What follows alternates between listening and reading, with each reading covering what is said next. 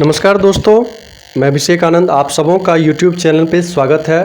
ये प्रणव सर हैं, आपके साइंस के जितने भी सेक्शन है, केमिस्ट्री, बायोलॉजी और फिजिक्स तीनों सेक्शन ये पढ़ाएंगे। और इनके बारे में बस इतना सा ही हम बता पाएंगे कि ये यूपीएससी के मेंस लिख चुके हैं, एक बार नहीं 2 बार लिख चुके हैं।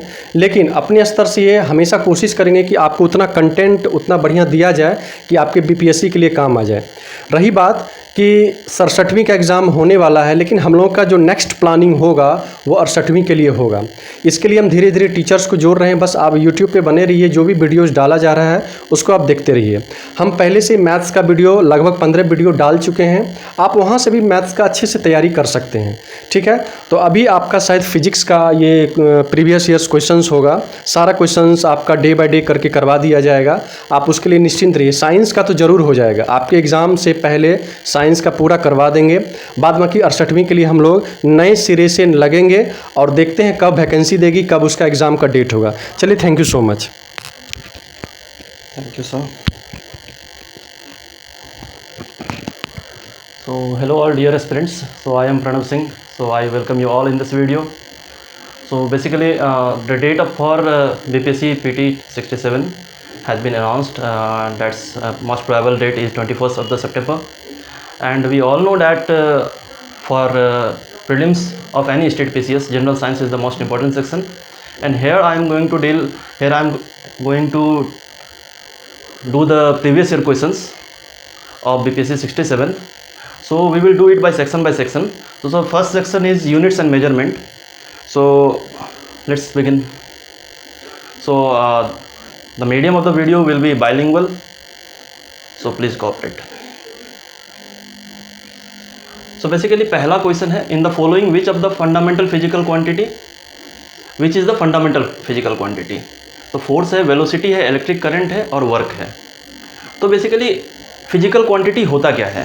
फिजिकल क्वांटिटी किसी भी मैटर का एक फिजिकल प्रॉपर्टी होता है जो कि जिसको कि क्वांटिफाई किया जा सकता है मेजरमेंट के थ्रू। तो फिजिकल क्वांटिटी बेसिकली दो तरह के होते हैं, एक फंडामेंटल फिजिकल क्वांटिटी होते हैं, एक डिराइव्ड फिजिकल क्वांटिटी होता है। तो जो फंडामेंटल फिजिकल क्वांटिटी है वो इंडिपेंडेंट होता है, वो किसी पे डिपेंड नहीं करता है। वो बेसिकली 7 होते हैं। और इसके अलावा जितने भी बाकी के फिजिकल क्वांटिटीज़ हैं वो सारे डिराइव्ड फिजिकल क्वांटिटीज़ होते हैं, वो सारे डिपेंड करते हैं फंडामेंटल फिजिकल क्वांटिटी पे। तो अगर हम देखना चाहें एग्जाम्पल के लिए, तो फंडामेंटल क्वांटिटी जो 7 है वो हमारे कौन कौन से हैं? मास है, लेंथ है, टाइम है, अमाउंट ऑफ सब्सटेंस है, टेम्परेचर है, ल्यूमिनस इंटेंसिटी है। कितने? 3 3 6 हो गए। Mass, length, time, amount of substance, temperature, luminous intensity. तो अगर मास का होता है किलोग्राम, लेंथ का होता है मीटर, टेम्परेचर का होता है केल्विन, अमाउंट ऑफ सब्सटेंस का होता है मोल, टेम्परेचर ये क्या है? टाइम है ना, ये सेकंड, इसका सेकंड होगा। टेम्परेचर का होता है केल्विन और ल्यूमिनस इंटेंसिटी का होता है कैंडेला। तो ये फंडामेंटल फिजिकल क्वांटिटी हैं। अब डिराइव्ड फिजिकल क्वांटिटी अगर हम देखें तो वो होता है density. The density equal to होता है मास बाय वॉल्यूम। तो ये जो इसका जो यूनिट है वो डिपेंड करेगा इधर से फंडामेंटल फिजिकल क्वांटिटी पे बेसिकली। तो मास हमारा एक फंडामेंटल फिजिकल क्वांटिटी है, volume equal to length into length into length होता है। तो लेंथ हमारा एक फंडामेंटल फिजिकल क्वांटिटी है, तो इसका यूनिट हो जाता है किलोग्राम पर मीटर क्यूब। तो डेंसिटी एक डिराइव्ड क्वांटिटी है। तो इसी तरह से अगर हम यहाँ पे देखें, in the following which is fundamental physical quantity, तो इलेक्ट्रिक करंट जो है हमारा वो फंडामेंटल फिजिकल क्वांटिटी होगा। उसके बाद दूसरा है the unit of electric power.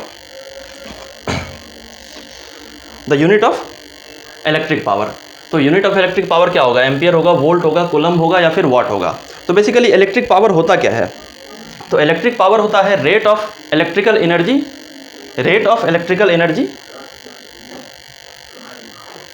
Electrical energy transferred by any electric circuit per unit time, जिसका यूनिट होता है वाट। तो इलेक्ट्रिक पावर होता है rate of electrical energy transferred by any electric circuit per unit time, जिसका ऐसा यूनिट होता है वाट। तो इसका आंसर डी होगा। अब ये एक क्वेश्चन है थर्ड नंबर, जो कि 2-3 बार आ चुका है बीपीएससी प्रीलिम्स के एग्जाम में। तो फ्रीक्वेंसी इज मेजर्ड इन, क्या होगा, हर्ट्ज होगा, मीटर पर सेकंड होगा, रेडियन होगा, वाट होगा। तो सबसे पहले हम जानते हैं कि फ्रीक्वेंसी होता क्या है। तो अगर हम किसी सिंपल पेंडुलम का केस लें, अगर हम किसी सिंपल पेंडुलम का केस लें इस तरह से,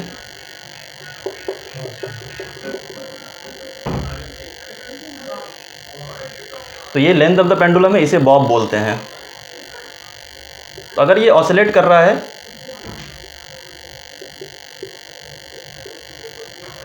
पॉइंट ए से पॉइंट बी तक, तो बेसिकली ये है कि ये बॉब कितने सेकंड में एक ऑसिलेशन कंप्लीट करेगा, उसे हम लोग बोलते हैं time period,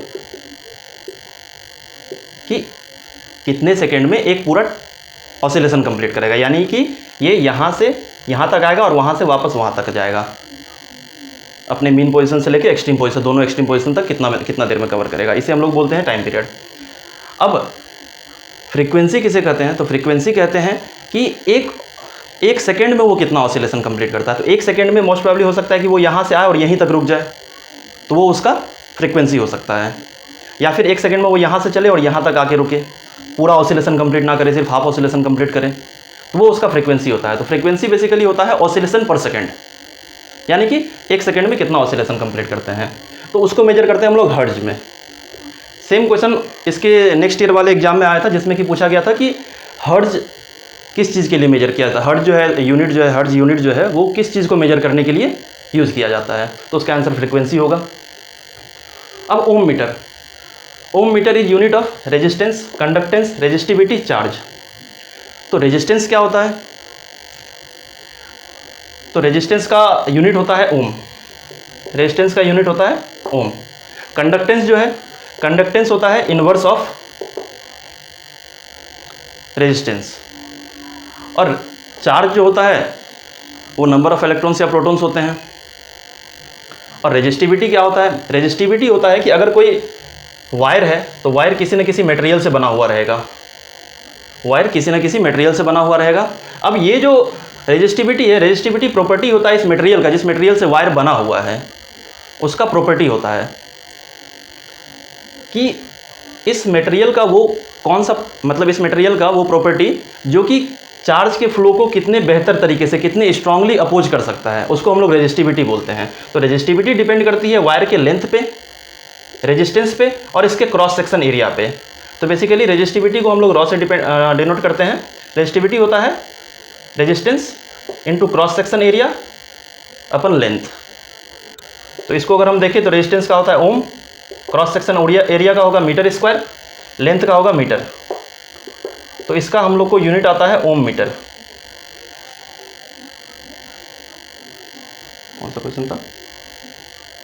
Om metre is unit of resistivity. ठीक है सर।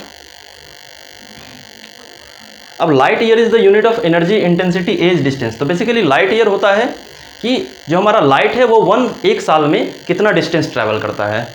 तो वे बेसिकली डिस्टेंस को मेजर करने के लिए हम लोग लाइट ईयर यूज करते हैं। सेम क्वेश्चन यूपीएससी 2021 के प्रीलिम्स में आया था, जिसमें कि पूछा गया था कि लाइट ईयर को एस्ट्रोनॉमिकल डिस्टेंस मेजर करने में क्यों यूज करते हैं।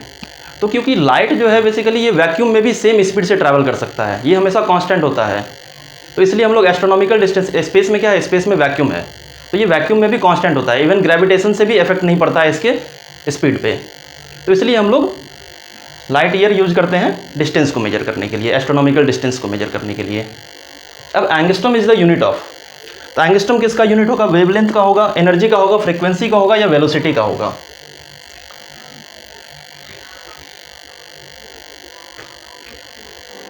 तो एंगस्ट्रॉम यूनिट होता है वेवलेंथ का। अब वेवलेंथ क्या होता है? तो वेवलेंथ कुछ इस तरह का दिखता है, वेव कुछ इस तरह का दिखता है। एक इलेक्ट्रोमैग्नेटिक वेव अगर हम देखें तो उसको इस तरह का दिखता है। तो ये जो अपर वाला पोर्शन होता है इसे हम लोग बोलते हैं क्रेस्ट, और जो ये लोअर पोर्शन होता है इसे हम बोलते हैं ट्रफ। तो दो क्रेस्ट के बीच का जो डिफरेंस होता है उसको हम लोग बोलते हैं वेवलेंथ। तो एंगस्ट्रम, तो ये जो हम लोग डिनोट करते हैं इसको, इसका लेंथ हम लोग मेजर करते हैं एंगस्ट्रम में। तो angstrom is unit of wavelength.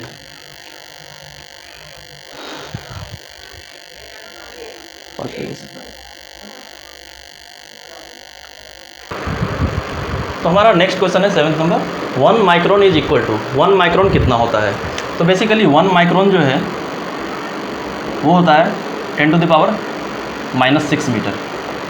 लेकिन यहाँ पे आंसर ऑप्शन अगर हम सारा देखेंगे तो ऑप्शन दिया हुआ है मिलीमीटर में, तो हम इसको करेंगे 10⁻6 मीटर, 10⁻6 इंटू 10⁻3 mm में चेंज करने के लिए ये बेसिकली हमारा हो जाएगा 1/10⁻3, तो 1/1000 mm। तो हमारा आंसर हो जाएगा सी।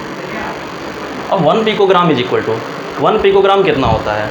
तो बेसिकली 1 मिलीग्राम होता है, 1 मिलीग्राम होता है 10⁻³ है ना, एंड 1 माइक्रोग्राम होता है 10⁻⁻6। 1 पिकोग्राम होता है हमारा 10⁻⁻12। 1 नैनोग्राम होता है 10⁻⁻9। 1 फेम्टोग्राम होता है 10⁻⁻15। तो 1 पिकोग्राम हमारा बेसिकली 10⁻⁻12 है, जो कि आंसर सी नंबर होगा। अब what is unit of pressure? तो प्रेशर इजकल टू हम लोग बचपन से पढ़ते आए हैं, फोर्स अपन एरिया होता है।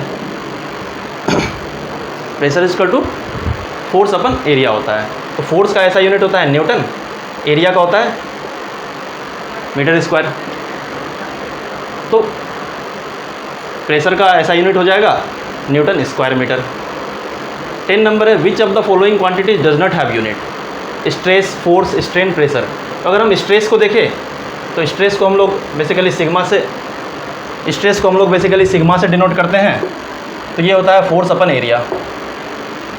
तो ये हमारा फिर से हो जाएगा न्यूटन पर स्क्वायर मीटर। तो यानी कि स्ट्रेस का तो यूनिट है। फोर्स का होता है मास इनटू एक्सेलरेशन, यानी कि किलोग्राम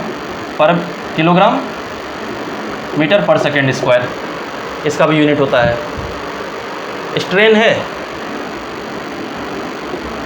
स्ट्रेन होता है इलोंगेटेड लेंथ अपन ओरिजिनल लेंथ। यानी कि अगर कोई रॉड है, कोई मेटल रॉड है, इसका की लेंथ L हो, इसे किसी प्रकार से खींच के और थोड़ा लंबा कर दिया जाए, इसको बढ़ा दिया जाए del L, तो हमारा स्ट्रेन हो जाएगा हमारा इलोंगेटेड लेंथ हो गया del L बाई L। तो ये जो लेंथ है इसका भी यूनिट होगा मीटर, और ये जो लेंथ है इसका भी यूनिट होगा मीटर। तो मीटर अपन मीटर ये कट जाएगा, ये यूनिटलेस हो जाएगा, ये डायमेंशनलेस हो जाएगा, इसमें कोई यूनिट नहीं होगा। प्रेशर है तो प्रेशर इक्वल टू हमें पता है फोर्स अपन एरिया होता ही है, न्यूटन पर मीटर स्क्वायर होता है। तो हम लोग ने देखा कि स्ट्रेन जो है सो यहाँ पे यूनिटलेस है, स्ट्रेन का कोई यूनिट नहीं होता, क्योंकि स्ट्रेंथ क्या होता है elongated length by original length होता है। तो दोनों ऊपर भी लेंथ है नीचे भी लेंथ है, तो दोनों क्या हो जाएगा मीटर बाई मीटर वो कैंसिल हो जाएगा, तो ये यूनिटलेस हो जाएगा। तो हमारा बेसिकली जो स्ट्रेन है इसके पास कोई भी यूनिट नहीं होता है। तो इस तरह से हमारा ये पहला सेक्शन था जो कि फंडामेंटल फिजिकल क्वांटिटीज़ का था, यूनिट्स एंड मेजरमेंट से रिलेटेड था, जो कि ख़त्म हो चुका है। इससे ज़्यादा क्वेश्चंस हमारे में है, अभी तक बीपीएससी में पूछा नहीं गया है। नेक्स्ट वीडियो हमारा आएगा जिसमें कि हम लोग नेक्स्ट सेक्शन कवर करेंगे। कोशिश करेंगे कि सारे साइंस के सारे वीडियोज़ अपलोड कर दिया जाए सेक्शन बाय सेक्शन। तो बेसिकली ये मेरा पहला वीडियो था यूट्यूब पे, तो हो सकता है कि थोड़ा सा मिस्टेक्स हुआ हो, तो I am really sorry for this. तो thank you very much for being here, thank you.